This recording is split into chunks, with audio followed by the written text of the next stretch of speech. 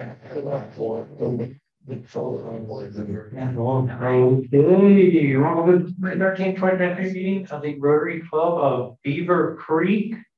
Thank you to the Cusacks, Beth and Dave today for being our greeters, Eric for being our ticket master, Pete, Mark, and Mike for the programs, and Jim Gunnell for the website. And if I may turn it over to Mr. Denny Jarvie. Yeah.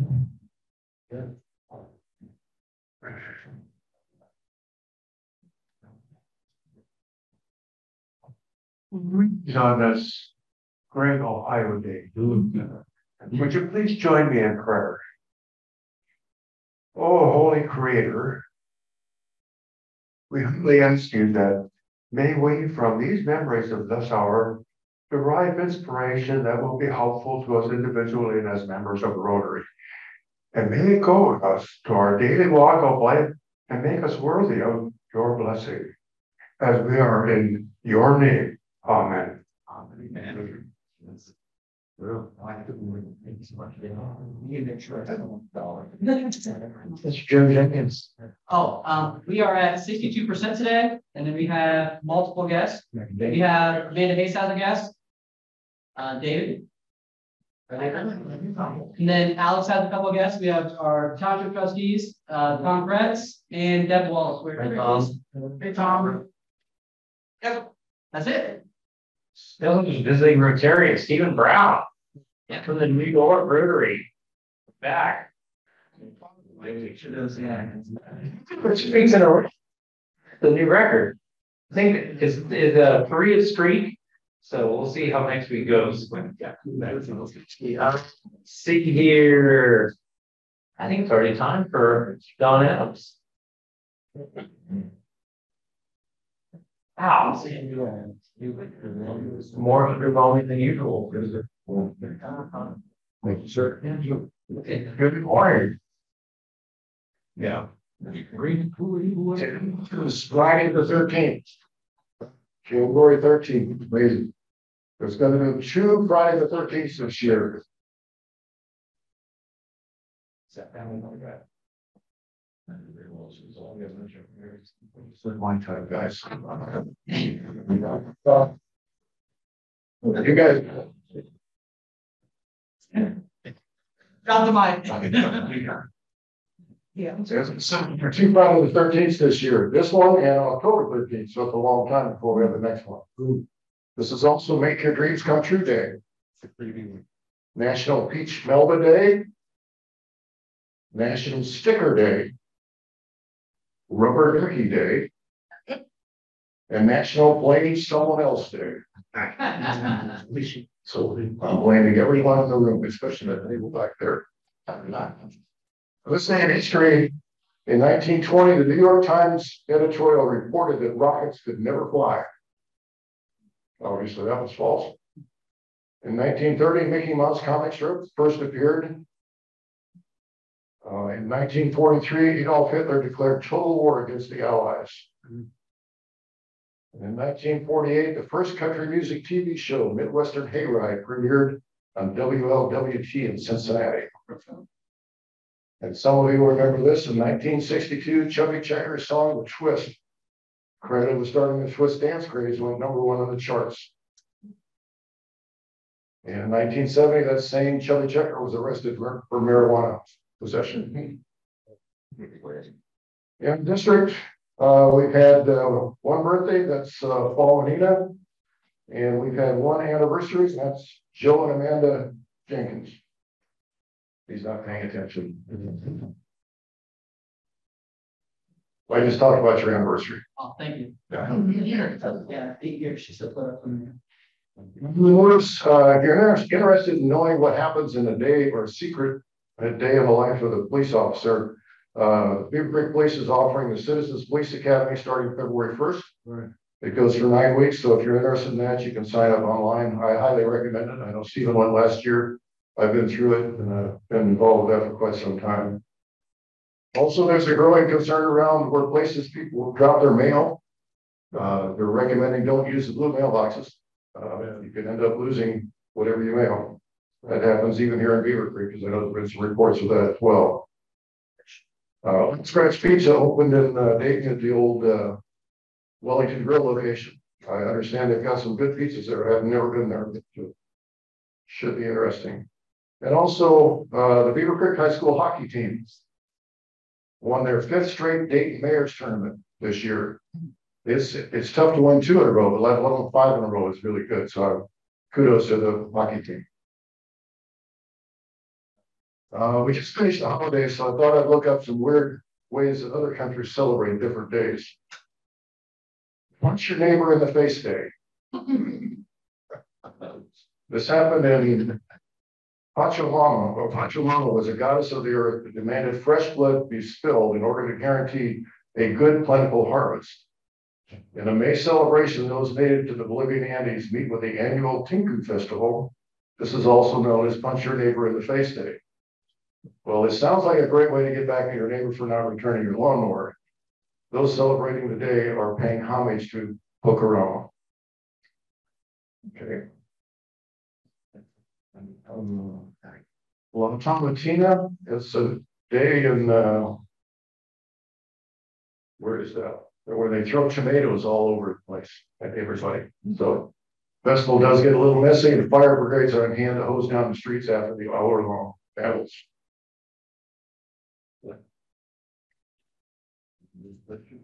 There's Straw Bear Day. Straw Bear. In a small farming community of Whitsley, Cambridgeshire, England, young men would be covered head to toe in straw one night per year and paraded from house to house, where they would sing and dance for food. The tradition evolved into a weekend festival where the dancing bears march down the street in a parade. On Sunday, the straw bear is burned, presumably with the young man no longer inside. International Bird Day. I think we can all step up to that one. It's celebrated on the first Friday in August. It's been celebrated across 6 continents. It spans 80 countries.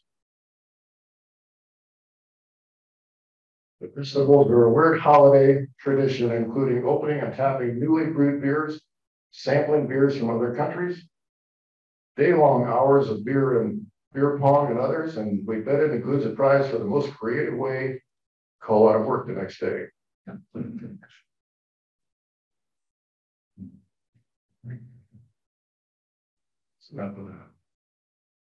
Well, eventually prayed for 2 weeks, but nothing came. Then he decided to write God a letter requesting that $100. When the postal authorities received the letter addressed to God USA, they decided to send it to the president. The president was so impressed, touched, and amused that he instructed his secretary to send Billy a $5 bill. But the president thought this would appear to be a lot of money to the little boy. Billy was delighted with the $5 and sat down to write a thank you note to God, which read, "Dear God, thank you very much for sending the money. However, I noticed that for some reason you had it sent through Washington, D.C., and as usual, those crooks deducted $95. It was a group of golfing buddies, all in their 40s, discussed where they should meet for lunch. Finally, it was agreed that they would meet at Hooters because it wasn't far from the course. The waitresses were young and good looking and showed lots of cleavage and wore short shorts. 10 years later, at age 50, the golfing buddies once again discussed where they should meet for lunch. Finally, it was agreed they would meet at Hooters. The food and service was good. They had many televisions, and they could watch the games on, and the beer selection was pretty good. 10 years later, at 60, the gang again discussed where they should meet for lunch. Finally, it was agreed that they would meet at Hooters because there was plenty of parking, they could drive a piece, and it was a good value for money. 10 years later, at age 70, they discussed where they should meet. Again, finally, it was agreed they'd meet at Hooters because the restaurant was wheelchair accessible and had a toilet for the disabled. 10 years later, at age 80, the friends discussed where they should meet for lunch.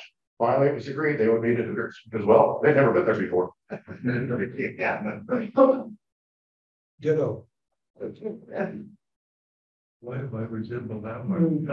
If you wondered where the tradition of putting an angel on top of the Christmas tree came from, I think I could shed some light on that. Santa was very cross one day. It was Christmas Eve and nothing was going right. The elves were complaining about not getting paid overtime. The reindeer had been drinking all afternoon and the sleigh was broken. Santa was furious. I can't believe it, he yelled. I've got to deliver millions of presents all over the world in just a few hours, and all of my reindeer are drunk. The elves are on strike, and I didn't even have a Christmas tree. I sent that stupid little angel out to find one hours ago. What am I going to do? Just then, the little angel opens the door, steps in from the snowy night, dragging a Christmas tree, and says, "Boy, Fatty, where do you want me to stick this?" And does the traditional angel on top of the Christmas tree. Yeah.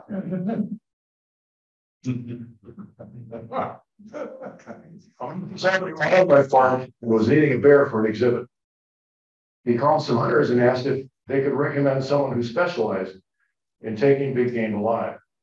They told him about a man that was a little unorthodox, but the best in the business. He called a specialist and made arrangements to meet him at the spot in the woods where the bear had recently been spotted. After waiting a while, an old beat up pickup pulled up next to him. An old man jumped out and started unloading his unusual assortment of items. He took out a feather, some rope, a gun, and an old hunting dog. "What are you going to do with all these?" asked the park owner. "Well, this is Old Blue," the old man said, referring to the dog. "He's the best tracking dog there ever was, and he's going to track a bear down and run him up a tree. Then I'm going to climb the tree with this feather and start tickling the bear. That will loosen his grip and he will fall out of the tree. Old Blue is trained to lunge between his legs as soon as he hits the ground and bite down with all his might. The bear will throw his arms up in pain, and that's when I'll take the rope and tie him up, and we've got him." The old man said, "Wait a minute. I want to take the bear alive. What's the gun for?" The old man looks at the gun and says, "This is in case the bear knocks me out of the tree. Then you shoot, Old Blue." Stuck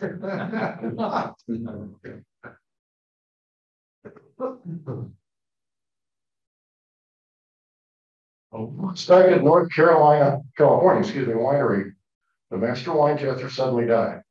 So the director started looking for a replacement to hire one. One of the eager applicants was known to the community as a drunkard. He came to the interview stinky, ragged, and dirty. The director of the winery wondered how to send this guy on his way. Testing, he gave the guy a glass of recent batch of wine to drink. Bill tried it and said, "It's Muscat, 3 years old, grown on the north side, matured in steel containers, low grade but acceptable." "Well, that's correct," said the boss. He gave the drunkard another glass.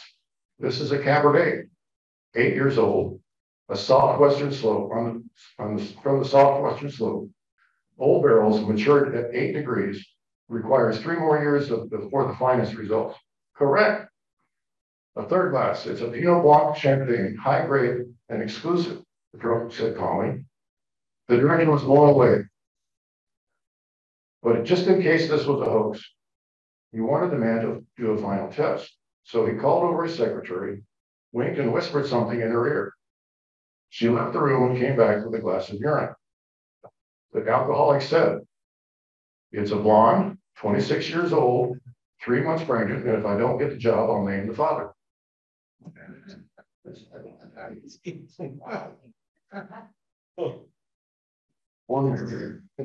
It was an entertaining night at the senior center. Claude the Magnificent, the hypnotist, exclaimed, "I'm here to put you in a trance. I intend to hypnotize each and every member of the audience." The excitement was electric as Claude withdrew a beautiful antique pocket watch from his coat. "I want each of you to keep your eye on this antique watch. It's a very special watch. It's been in my family for 6 generations." He began to swing the watch gently back and forth while quietly chanting, "Watch the watch, watch the watch, watch the watch." The crowd became mesmerized as the watch swayed back and forth, light gleaming off its polished surface. Hundreds of pair of eyes followed the swinging watch until suddenly it slipped from the hypnotist's fingers and fell to the floor, breaking into 100 pieces. "Shit," exploded the hypnotist. "Took 3 days to clean up senior center." Well,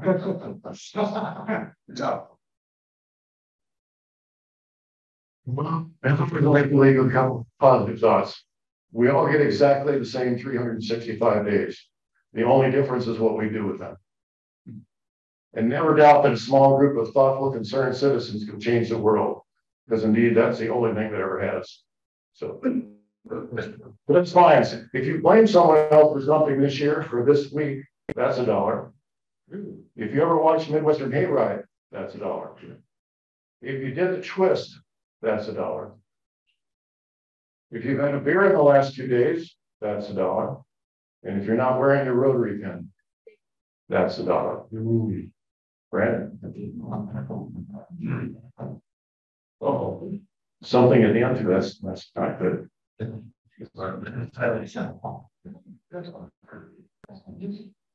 Oh, who's got $100? Oh man, these race guys are getting yelled. Dang. Well, tomorrow, actually starting this afternoon, I'm gonna take my wife to go see Tom Hanks in Men, Colorado. Oh, it's great. And it's the start of a 57th wedding anniversary for us, which is tomorrow. Love that. Anybody else? Shannon? So I get to go to Strongsville this weekend. If you've never been to Strongsville, it's pretty close to, is it Cleveland up there? Last year, it's a 3-day tournament for the holiday weekend for the hockey team. Last year we went up there. We got ready to leave. Everybody came out in the morning and there was 3 feet of snow. So my happy buck for that is I'm going to prepare with a shovel this year. Anyone else? Steve? I got a couple. It's been a while, so I took a lot of vacation this year. Went hunting for the first time, which was actually really surreal. Didn't shoot anything, but to watch the woods come from complete darkness and quiet to come alive is pretty amazing. Flew out to New York City, hung out with my sister, and drove her back as her contract ended. She's a traveling nurse. And drove back from New York City to Dayton and got caught in a storm in Akron. So that was pretty wild, but glad we made it back safely. So nice to be back in the river. Anyone else? Eric? I'll give a buck for the Bengals making the playoffs and it being a Steeler-free weekend.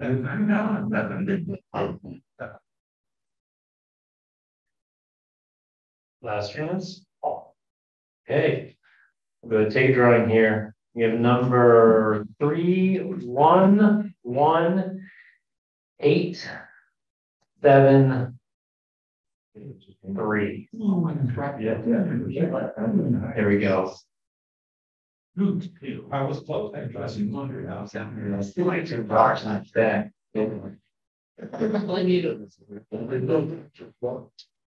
I'd like my money back. It's a lot. What's a lot? It's probably like $100. I'm gonna say between me and Steve, we just added 100. 600. Henry Medic. Well, my pros. Off-roads. Off-roads. So left over there. Oh, probably good. Well, A dozen cars left. So folks, you have good odds. Well, better odds than usual. Jokers. Oh, so 2 jokers. So you're gonna end up donating more. And I don't want to say your odds are too good. I want to go to like FanDuel here, the new betting company that Governor DeWine's already not too impressed with. So you have okay odds in the coming weeks. So with that, announcements for the club. You know? Okay, next week there's a board meeting after. I think that's all I have. And then with that, Mr. Pete Bales. There you are. Thank you. The speaker coordinator, the first 2 weeks of the year are the easiest 2 to coordinate, the state of the city and the state of the township. But it does give me great pleasure. Alex needs no introduction really to the club, as we all know a lot about him, but was the first Beavercreek Township Administrator. He's had that job for many years now, and has really led what I believe is the transformation of the township from kind of a small budding area to an amazing large operation. And it's nice to see our two trustees support of Alex here today as well. So to a fellow Bengals fan, please welcome Alex Ahead.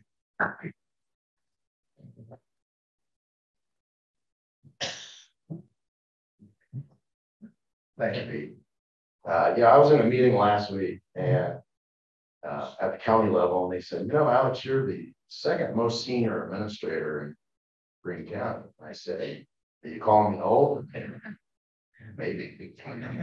And I'm not, it's just, but I'm sure I'm going to put some people to sleep today. So thanks for let me speak. This is how I joined the club. I came and spoke a couple of years on the state of the township, and then was invited to join the club. And since then, everything that I've done since I joined the club and excited to be here. I'm excited to talk about some great things in the township. There's a lot of information in your handouts there, and I'm going to skip through some of this stuff because it's there, it's on our website, or you can just yell at me later, like many people do. Before I get started, first of all, I can't, we talk about a lot of the successes in the township and a lot of great things that are going on. One, I cannot do it without the support of our elected officials, our trustees, and our fiscal officer, Ryan Rushing, and my amazing staff. I tell them all the time, they make me look good every day, and I appreciate that. It makes my job really easy. One exciting thing that's going to happen in 2023 on May 11th of this year, we're going to be celebrating our 220th year as a township. So we have a committee put together to look at some things we're going to do. We're going to invite all our not only our residents, but our municipal partners that fall within the boundaries of Beavercreek Township to be involved in some sort of celebration of that 220th year. This is where we were in 1803. We were one of the first 4 townships in this side of Ohio. The first one in Greene County, followed by Caesars Creek Township, Sugar Creek Township, and Mad River Township, which is now in Clark County. So it's pretty neat to see where we were to where we are today, and that's what's left of Beavercreek Township. Interesting, we used to go all the way up to essentially Lake Erie, and then here we are today. So, and our southern boundary has been pretty much the same down here with Sugar Creek and along the city of Beavercreek border at the bottom there. So that's been pretty neat to see. If you live within anywhere in this map, you live in Beavercreek Township. So all of the city of Beavercreek falls in our boundary, and parts of Wright-Patterson Air Force Base and parts of Fairborn. But what is neat, Pete came just to say hi, and then he had to leave. So they don't want to sit through my, I sat through his last week, right? I meet monthly with the city of Beavercreek with Pete Landrum, the city manager. I did that with the city manager before. We talk about things in the community and keep a constant open communication. We have the same conversation, not monthly, but on a regular basis with the Beavercreek City Schools. And I have at least once a year, I meet the city manager at Fairborn to discuss things that are going on in the township, especially the areas that fall within the boundary of Beavercreek Township. I hate to interrupt. Can you explain that to me? It kind of sounds like all squares are rectangles, but not all rectangles are squares. So like all Beavercreek is Beavercreek Township and all Beavercreek Township is Beavercreek or something like that? How does that work? Township is Beavercreek Township. But if all of the city of Beavercreek is within Beavercreek Township and they get to vote on our trustees. And this, you can't see it from up here, but this top section up here, Fairborn, the southern part of Fairborn is in Beavercreek Township. So and this little how it works. For example, when a city forms, they either form out of a township, like the city of Beavercreek, or they form their own, or they grow enough to become their own township. So for example, city of Xenia is Tecumseh Township. Nothing left of Tecumseh Township, is all of city of Xenia. Van Buren Township is all of city of Kettering. And a piece of Van Buren Township is now down here, because when Kettering annexed part of Beavercreek Township, they withdrew from Beavercreek Township and became part of Van Buren Township. Clear as mud, right? There are, what I try to explain to residents is you live in the township first, wherever you live, right? And then if you live in the city of Beavercreek, you live in the city of Beavercreek and you vote on the city council members, you have city services. And then they get service from the township, which is our fire department, and we provide fire protection for the entire community. So, so you get to vote. If you live in the city, you get to vote on city council members, but then you also get to vote on our elected officials in Beavercreek Township, so the 3 trustees and the fiscal officer. So, I always like to do this, different events. I do it at Beavercreek Matters. I meet with that group is, raise your hand if you live in the city of Beavercreek. A lot of people raise their hands. And I say, raise your hand if you live in Beavercreek Township, and everybody puts their hands down. And I said, that's open. So that's probably the easiest way to explain it. What you see in the colored section here is just our zoning. And I use this just to show, if you live in the colored section of this map, you live in what we call the unincorporated areas of Beavercreek Township, or not in a city. Okay, so it's very hard to understand, especially if you come from another state that doesn't have township form of government. And actually, township form of government was the first form of government in the United States and the first form of government in Ohio. So it's been around for quite some time. And I think only 7 states have township form of government, which I'll talk about here in a minute. So here's our organizational chart. You've heard me talk about this over the years, is that we've reorganized the township. I probably have a record for that with working with the trustees. We constantly look at processes. So the last major reorganization is we combined planning, zoning, economic development, and we took fire prevention out of the fire department and created the community development and risk.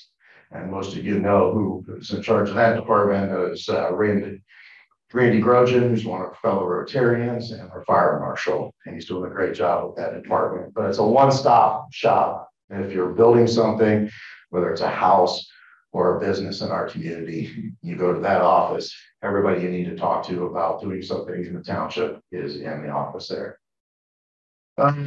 What we also did recently is create the finance department. That was done 2 years ago, I apologize, under the leadership of Mr. Ryan Rushing as our fiscal officer.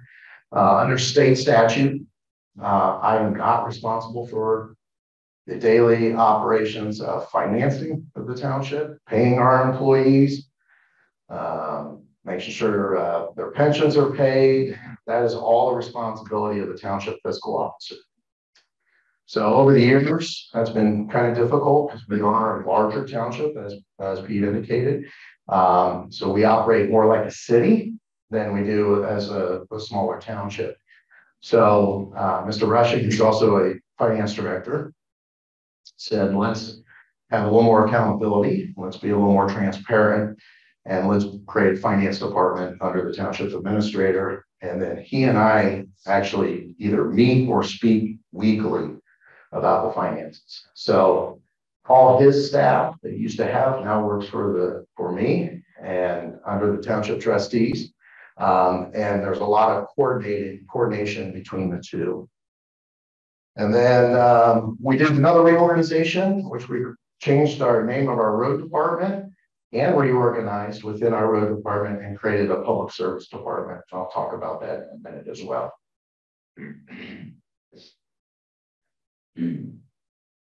Some fancy things. I don't know what's going on here. All right.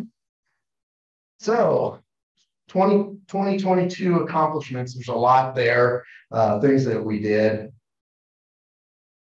Guess we're done. In 2022, that's great. 2022, we did some great things. You'll see them on there. There's two I want to highlight.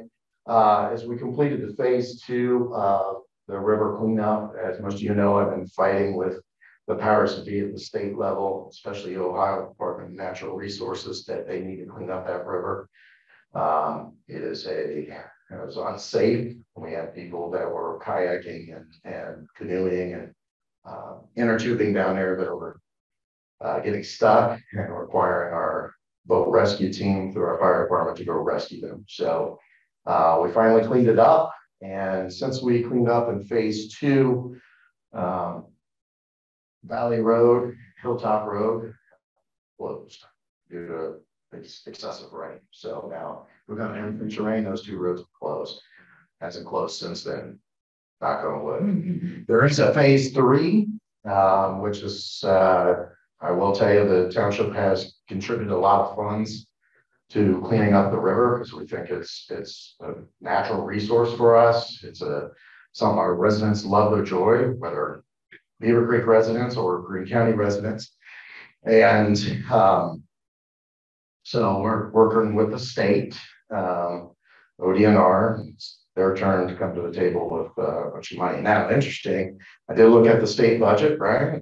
ODNR got $500 million for its capital projects. So I will be hitting on some of them to clean up the river. So I'm going to try to set up a meeting with one of the chiefs and hopefully the ODNR director. Another major accomplishment is the Spotted Turtle Trail through the Beavercreek Wetlands Association. Beavercreek Township contributed just over $67,000 towards that project. That included a local match to buy the McIntyre property, which is now, I think, Nolan Prairie, and some funds to help repair some bridges, some signage, not only just in the township, but also in the city, so that you know where the access points are for the trails, whether you're Hunter's Ridge, Rotary Park, Hunter's Point, or further south towards Phillips Park as well. And we donated some in-kind donations, some staff time to help out. We also did in 2022, something I like, my staff really likes to do, is I go to staff, we do 2 projects in the office a year. We call it a staff day. And one of them, I let staff pick something we're going to do outside the office. So a couple years ago, we picked trash in one of the parks and we did the river, discovered how bad that was. And then this past year, staff picked to help the Beavercreek Wetlands Association build a boardwalk. Now, I will tell you, if you want to see some guys that can make some boardwalks, it's the volunteers for the Beavercreek Wetlands Association. We showed up and I said, there is no way we're going to get around this corner on this boardwalk. Not only did half a day, and they came back and they built hundreds of feet of boardwalk. It was impressive. And Brandon can tell you, he sits on the board. They got some great people there, and they're always looking for volunteers. The other project we do as a staff day is we donate either canned goods or food or money to feed the creek. And if we donate over $1,000 a year, staff does. They get to wear jeans every day in October, November, and December. So last year we did just at 1,000, and this year we did almost $1,400 going to feed the creek. So another thing to talk about real quickly is 2021. We had a clean audit under the direction of Mr. Rushing and our finance director in the finance department. That is the first since I've been with Beavercreek Township. And that is good collaboration and work between Mr. Rushing as the elected fiscal officer and the finance department staff. And in fact, they even nominated Mr. Rushing for an award. So I was hoping he'd be here today so I can embarrass him a little bit. But But it was neat, and it's a good working relationship between the fiscal officer and the board of township trustees. Very transparent. They receive bi-weekly reports on our finances. All that same information is also on our website. So you can look down to the penny of what we spent, either bi-weekly or monthly, on our website. So, and some people do. You get bored, take a look at it. So, last week, the city manager talked about what they're going to use with their American Rescue Plan money. I will tell you, I got a notice from the federal government when the American Rescue Plan first came out that Beavercreek Township was going to receive $12 million. And then Thursday, I woke up after the president signed the bill, and Beavercreek Township was receiving $0. I thought, what happened? Well, what happened was they pushed the bill through, and I believe it was the House bill that ended up being signed by the president of the United States, and it excluded some U.S. territories and every form of township government in 7 states. Oh, gee. So instead of fixing it, they turned to our legislators and said, at the local level, and the state said, you fix it, which I thought was very unfair. The federal government should fix it. So unfortunately, what the state had to do was take some money from the counties and townships counties and cities, and kind of give a little bit to the townships. So we ended up with $650,000. Not a lot, but we are going to do some neat things with it. We already focused on some of our essential workers during COVID, and I want to thank the Board of Township Trustees for supporting some of the technologies we put in place, because during COVID, we had no break in service. Our staff was able to work from home. We had some staff in the office, so we kind of brought people from home and traded those people out, but we still paid our bills. We still paid our employees. We still issued permits. We still met with residents, might have been through Zoom or Teams, but we were able to do that. We are going to do a permanent fix on Factory Road for the flooding. It was a design flaw when they put the water treatment plant in. We're working well with the county on it. We're not pointing the finger at each other. I just said I want to fix. So we're working together to go ahead and put that, and hopefully it'll be in front of the Board of Township Trustees by next meeting. So our next meeting in January. And then we purchased a street sweeper with the money. This is another thing we looked at with the city of Beavercreek to jointly purchase. However, due to the EPA regulations and the amount of stormwater projects that both communities have, it was decided that we would each buy one. And then if theirs went down, they could borrow ours and vice versa. But it was good. It would be a lot of work. We would always be calling the city to borrow if we jointly purchased it, and vice versa. So we decided to buy 2 in the community. This is something that we're very proud of in Beavercreek Township, our shared service agreements. We lost one last year, but gained one with the city of Beavercreek. We have 34 shared service agreements with either public or private entities. So what's that mean to you? Well, it's about $9.3 million of savings, or 6 mills in property tax. With these shared services with other communities, 12 of them with Beavercreek, we would have to go out for additional levies. So whether the city would, or we would, or maybe going out separately to do something, whether a road project or jointly purchasing something for radio equipment. So this has been very successful, very successful. You have a question? The last thing we just did last year with the city of Beavercreek was Beaver Valley and Dayton Xenia. We jointly applied for a grant, and we agreed to a 70-30 split on the local match for the redesign of Dayton Xenia Beaver Valley, which will also include a bike path. Already talked about how great our finance department is. A lot of information there about our budget. Just one thing I want to point out, you're going to look down here and go, ouch, you have a $41 million budget. And you only spent 23, but you budgeted to spend 40 million. Why? Well, townships by law, through the state ORC, is not allowed to have a rainy day fund. So much like cities and counties, they can set money aside for essentially bad days, rainy days. We can't. So what we have to do is look at a levy and determine how long that levy is going to last. And we have to use carryover. But the statute requires me to not be sitting on an excessive amount of money. So we have to budget almost the full amount, which is unfortunate because everybody knows when I go in front of the budget commission at the county level, you know, with the prosecutor's office, the treasurer, and the county auditor, they say, "You're not going to spend $40 million." I said, "I know, but I got to, for example, the fire levy has to last us 10 years. So what I have to do is make sure we have enough carryover to last us for 10 years. So, but then all that's there, all that stuff's on our website. It's also on the Ohio checkbooks as well. You see there, to spend a lot of time in that, we rely on property tax. Now, where does tax go? Now, this is just for the residents that live in the unincorporated area. It's not if you live in the city or the city of Fairborn. This is just for the residents that live in that colored section of that map. And these numbers down here is your taxable millage.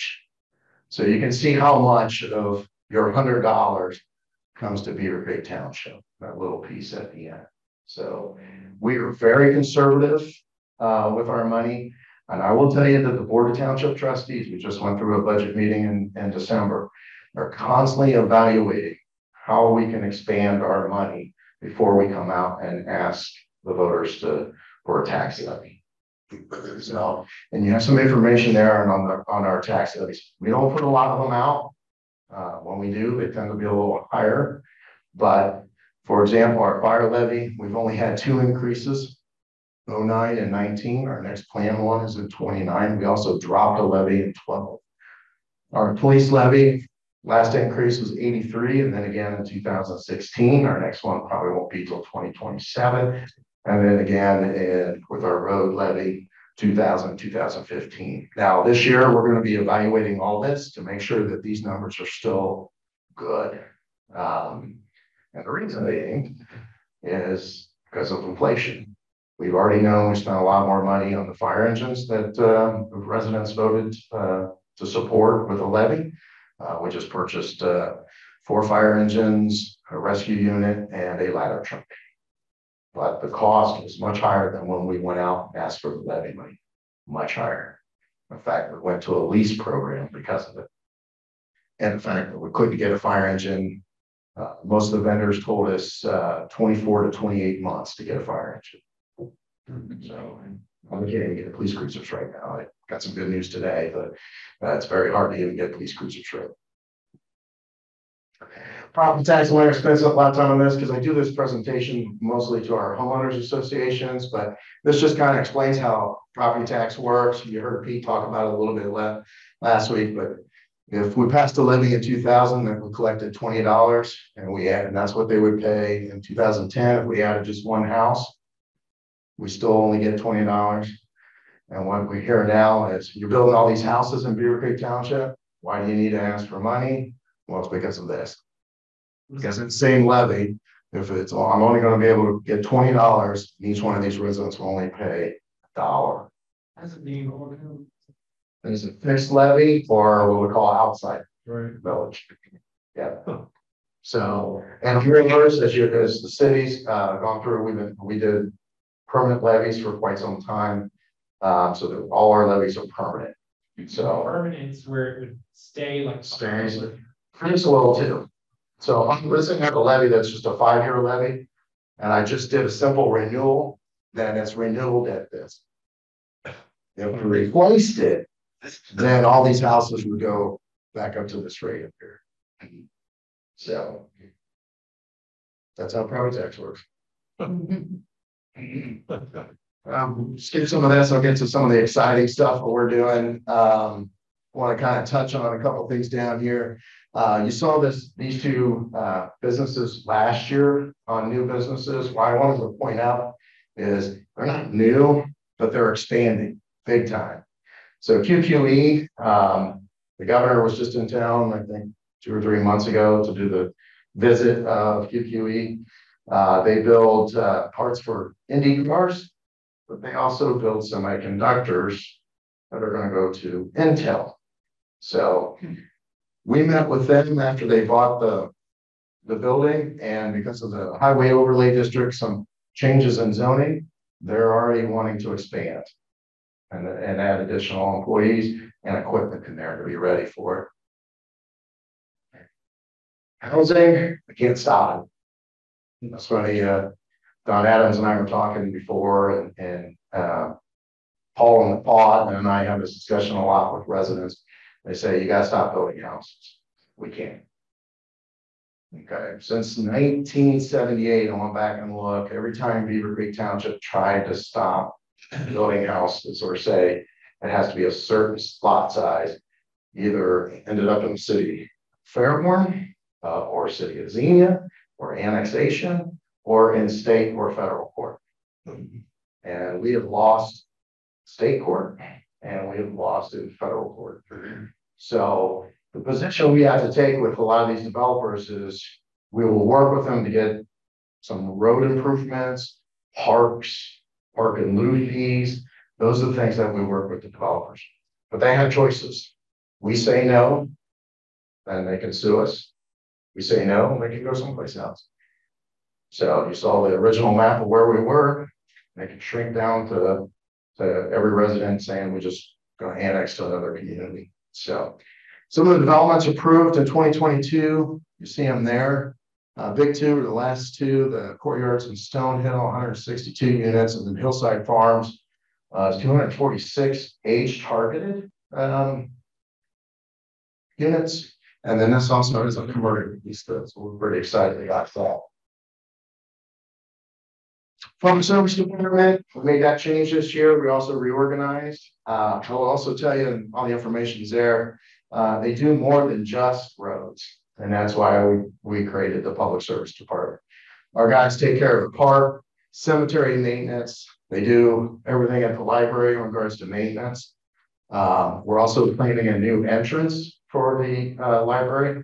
We're going to start engineering that. Hopefully this year, depending on the market, we're going to be putting a new entrance into the library. And then they take care of all our fleet, all our fire engines, dump trucks, sheriff's cruisers, and then they take care of our facilities. And not only do they take care of our facilities, they also do work inside of it.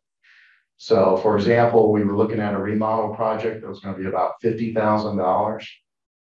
Our guys did it for 12 internal. So we got a lot of guys that have a lot of skills. And recently, the Public Service Department, and this is unusual, Pete can tell you this, our Public Service Department labor agreement, the staff voted to get rid of it and just follow non-union policies and pay scale. So the board accepted that Monday night. So very unusual, usually goes the other way. So they're a great group of guys, they do a great job. I was in with them on Friday before, 2 days before Christmas, and brought some donuts and coffee to them because they did a great job. And Mr. Kretz provided dinner for them because they were out there away from their families, taking care of our roads. So, and we work great with the city as well as the county engineer. So it used to be years ago, used to plow a certain street and part of it was in the city, township, or county, and the plow would lift up and go back down when it was the correct jurisdiction. Our guys don't do that. The city guys don't do that.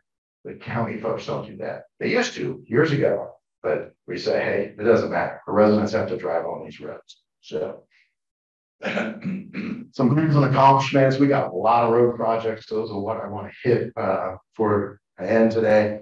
Our fire department, great group of guys out there, dedicated. Our firefighter, paramedics, and EMTs. And you can see we still see a lot of increase in calls. We only have a decrease during COVID. Our busiest stations, this goes back and forth every year, but Station 64 up on Indian Ripple, followed by Station 63 on Kemp. And then, of course, the newest fire station is the slowest. We are blessed to have 2 hospitals now in our community, which means, and technically we have 3, so I'll explain that. Sawyer Medical Center, Miami Valley Hospital, Beavercreek, and Miami Valley South. So what's important about that is if our guys go to any one of those hospitals, if another call comes in, instead of calling mutual aid, I don't know what it's all our medics are out. Instead of calling Fairborn, Kettering, Xenia Township, or Sugar Creek Township, we have the ability, because the hospitals are so close for 2 in our community, they can leave once transfer of care takes place and to take the next call. So oftentimes our guys, if they're at Miami Valley South, they will cancel Kettering and respond to Miami Valley South. Same thing from Soy and Miami Valley Beavercreek. I can't even say enough about our auxiliary. 70 members are true volunteers of this community. They do victim assistance, on-scene support, community emergency response team, and they run our fire cadet program, which has been very successful. We've hired 6 full-time firefighter EMTs out of that cadet program, all of them from the Beavercreek community, 5 of which from Beavercreek High School, 1 from that other one I went to, Carroll High School. So it's been very successful. We have 10 kids in the program right now. They do a great job.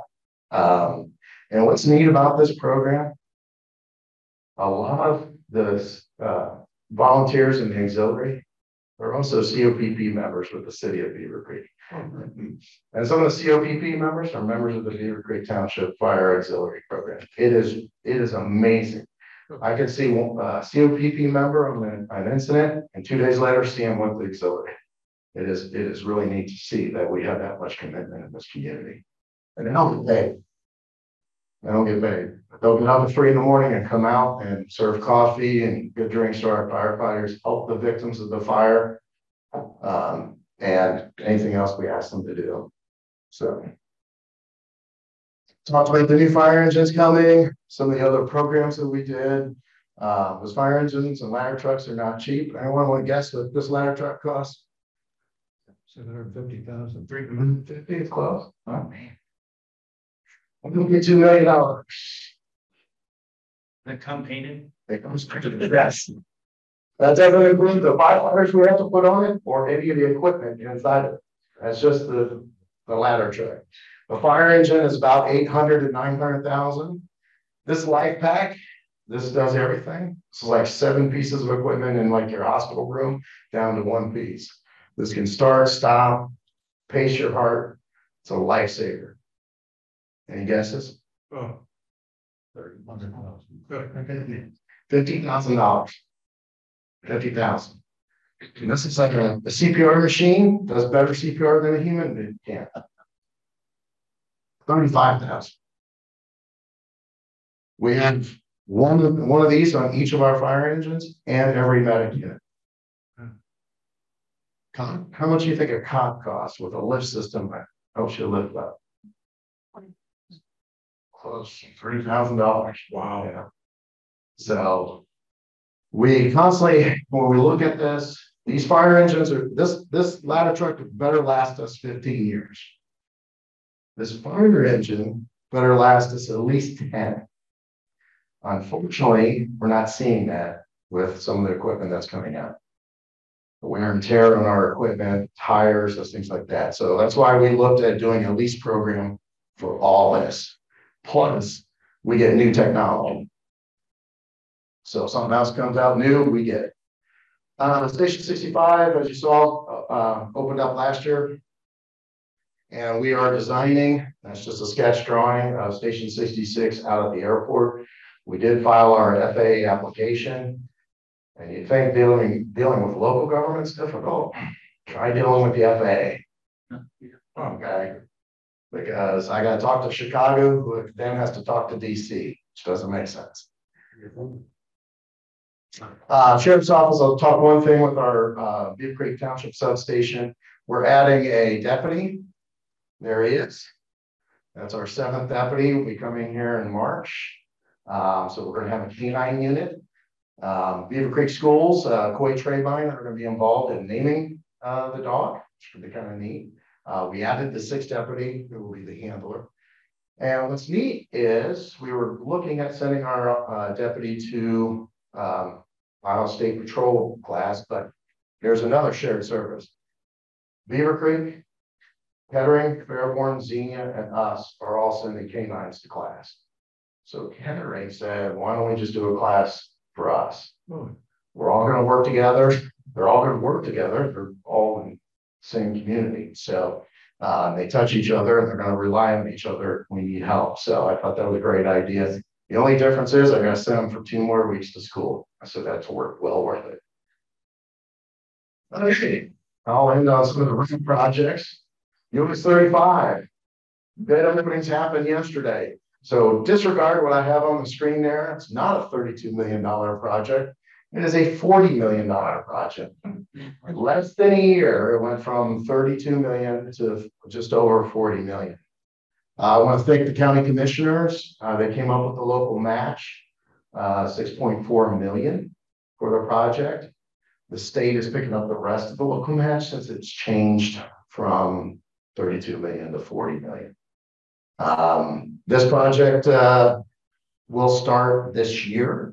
It's supposed to start in March, but we think it's probably going to start closer to late summer, early fall. 2-year build out project. It will be a bridge over US 35 with exit ramps. So this was tough. The township's been working for a hard time. The township was able to negotiate all but 2 parcels to be donated, which we were able to use as a local match. So that's what the trustees brought to the table to get us to design. And then to get us construction, the county commissioners came up with the money, which we appreciate. So the Bell project, this will connect the valley to Indian Ripple, which will eventually, we all agree, the township trustees, the county engineers, we're probably just going to call this Trayvine. It'll be Trayvine, Indian Ripple, all the way up to 235. So we're gonna Beavercreek. This is a Beavercreek Township and county engineer, but mostly Beavercreek Township project. We're gonna start this phase. The fire station's gonna go right there. So it'll be a roundabout. There's a lot of activity going on at our airport. We had to look at some safety improvements, especially going through the tunnel there. If you haven't been through there, people like to speed through that tunnel. So, and it's the only runway over a road east of the Mississippi, right here in Beavercreek Township. There's just another picture of it. And I can't say enough about some of our safety projects, but we're going to be putting in a lot of roundabouts. So we have a roundabout planned at Dayton Xenia Hilltop Trade Line. We have a roundabout planned at Fairgrounds and Hilltop, and we have a roundabout designed with the city of Beavercreek at Indian Ripple and Alpha Belvoir. And all these things are in motion as we speak. So yes, sir. Trayvine and Beaver Valley, is that one? No, that Trayvine, the Trayvine and Hilltop Agency. So the one with the accident, there's a ton of accidents, right? That's where unfortunately, we got grant money. Well, fortunately, we have grant money. Unfortunately, the grant money is not available until 2026. So, and that's a lot of times. I will tell you, you heard it last week with city manager. You're going to hear it from me. We are planning projects and applying for grant money already until 2027. So we've got to plan for those projects and have money available by 2027. So guys, thanks a lot. There's a lot of information in there. Any questions? Yes, sir. The $40 million bridge, is that the same intersection that has all that, the super intersection with all loops and stuff in it? No, this will be Down the road. It's on the road. This will be down. This is further down at closer to the airport. Yeah, it won't. There'll be a full bridge interchange project. Yeah. So just put it in. And I did this a lot. We heard a lot at the Popcorn Festival, but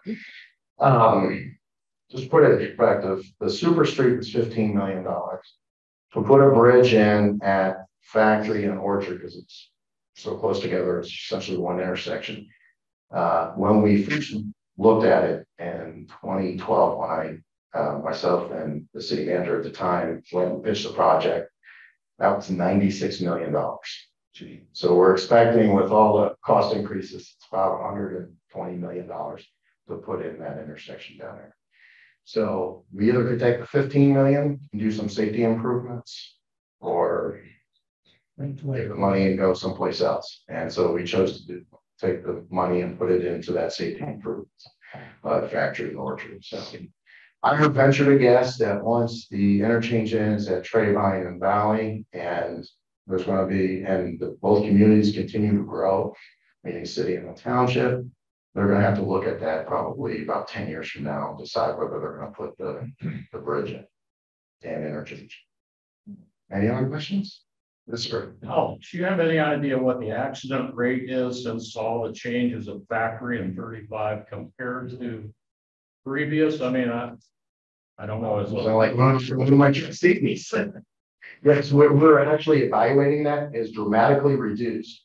What we dramatically reduced at both those intersections is the when we talk about care for the patient, it's either advanced life support or basic life support.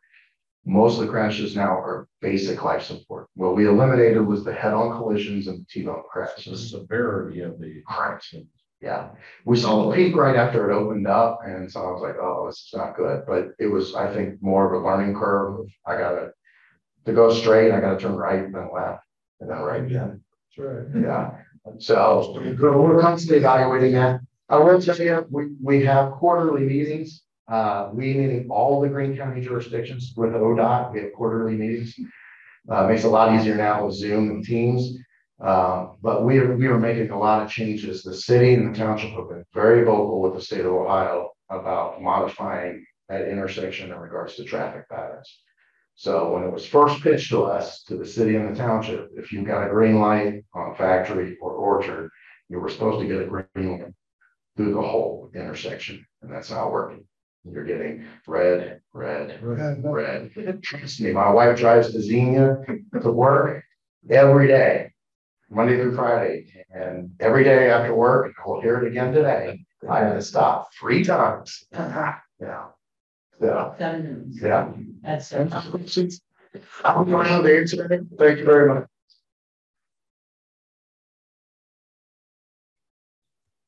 Okay, we have a book already signed, A Place to Land. Topical as always, got Martin Luther King Jr. in the speech that inspired a nation. MLK is on Monday, so federal holiday. Let's see. Next week readers are Alex Zahara and Chris Hadley. Next week's speaker is Daniel Donahue, Director of Nursing and Catering Health. Let's see. Again, board meeting after next week's meeting. Anything else for the good of the club? Okay, sir.